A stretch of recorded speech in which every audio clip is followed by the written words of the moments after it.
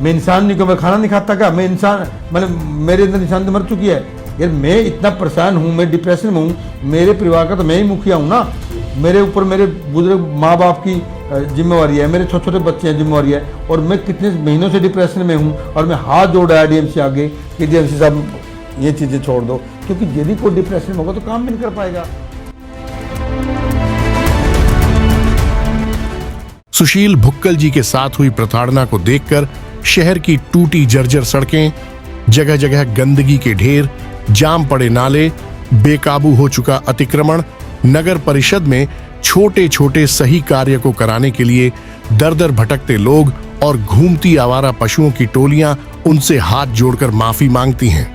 मई 2025 में नगर परिषद रेवाड़ी में कार्यकारी अधिकारी पद पर कार्यभार ग्रहण करने वाले सुशील भुक्कल 16 फरवरी 2026 को बेहद ही दुखी मन से व्यथित होकर स्थानांतरित होकर पंचकूला चले गए।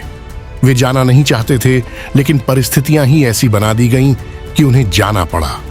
इस अधिकारी महोदय ने यहां से विदा लेने से पहले पत्रकारों से अपनी पीड़ा का खुलासा करते हुए सिलसिलेवार ढंग से सर्विस के दौरान मिलती रही अपनी प्रताड़ना का जो खुलासा किया, उसे देखकर रेवाड़ी शहर की टूटी जर्जर सड़कें, जगह जगह गंदगी के ढेर, जाम पड़े नाले, बेकाबू हो चुका अतिक्रमण, नगर परिषद में छोटे छोटे सही कार्य को कराने के लिए दर दर भटकते लोग और घूमती आवारा पशुओं की टोलियां उनसे हाथ जोड़कर माफी मांगती हैं। इन्हें नहीं पता था कि ईओ महोदय के साथ होते रहे अत्याचार के सामने उनके शहर की दुर्दशा कोई मायने नहीं रखती। शहर की कायाकल्प के लिए सुशील भुक्कल जी सिस्टम के अंदर कितना बड़ा संघर्ष कर रहे थे, इसका आभास उन्हें नहीं था। भुक्कल जी शहर की तस्वीर को सुंदर बनाने के लिए इस हद तक लड़ते रहे कि वे खुद डिप्रेशन की गोलियां खाकर अंतिम समय तक मोर्चे पर डटे रहे। उनके शब्दों से महसूस करें तो जब से उन्होंने जिम्मेदारी संभाली थी, नगर परिषद दिन रात काम करती थी, किसी भी तरह के भ्रष्टाचार को पनपने नहीं दिया, दलालों के रैकेट को खत्म किया। नगर परिषद की कोई आलोचना करे, यह उन्हें हरगिज सहन नहीं होता था। इसलिए दैनिक रणघोष की आवाज से उन्हें ज्यादा तकलीफ होती थी, जिसे दबाने के लिए सफाई कर्मचारी बंधुओं को धरना प्रदर्शन पर भी बैठाया गया। मैंने वो वीडियो देखा है और उसका मैं नाम नहीं लेना चाहता। उसकी आदत है नगर परिषद को कोसना। लेकिन असलियत सामने आते ही वे भी दूर हो गए। हालांकि देखा जाए तो सार्वजनिक तौर पर मीडिया के सामने आकर नगर परिषद की गरिमा को गिराने और खंडित करने में उन्होंने ईमानदारी से कोई कसर नहीं छोड़ी। नगर परिषद में शौचालय समेत अनेक कार्यों में वे पत्रकारों को अपने कार्यालय में बुलाकर अपने ही कर्मचारियों की पोल खोलते रहे। तकनीकी शाखा को लगातार 4 महीने से लगातार मैं बोलता आया हूँ कि हम शहर में व्यवस्था करें, वो तो बड़ी अच्छी बात है, लेकिन पहले हमारे नगर परिषद में इतनी सारी भीड़ आती है, कोई लोग फीस भरने आते हैं, कोई डेथ बर्थ में आते हैं। हमारे यहाँ बड़ा अच्छा शौचालय होना चाहिए। लोगों को लगे कि माता बहन आए या कोई भी बुजुर्ग आए या कोई भी आदमी आए कि नगर परिषद में एक अच्छे माहौल और अच्छे वातावरण में हम काम कर रहे हैं। अब जब से मैं आया हूँ, टेंडर लग गया है, टेंडर कैंसिल हो गया, ठेकेदार काम नहीं कर रहा है। यहाँ पर यदि कोई महिला शौचालय के लिए आए, या मैं या मेरे चेयरपर्सन हमारी महिला हैं, यहाँ पर मेरी नगर परिषद में शौचालय नहीं है। इतना ही नहीं, अपने सीनियर डीएमसी ब्रह्म प्रकाश पर भी ऐसे गंभीर आरोप लगा दिए कि इसकी गूंज चंडीगढ़ तक सुर्खियां बटोरती रही। यहां तक कि अपनी दमदार मौजूदगी के साथ जाति सूचक शब्दों के आधार पर SC/ST एक्ट को भी अपने लिए आधार बनाया, जिसके चलते कोई भी छोटा बड़ा अधिकारी सुशील भुक्कल जी की इस ताकत के सामने चाहकर भी नहीं ठहर पा रहा था।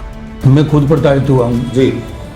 मैं खुद डिप्रेशन की गोलियां खाई हैं 2 महीने 3 महीने। मैंने खुद रिजाइन लिख के दिया, डीसी साहब ने वापसी करवाया जी।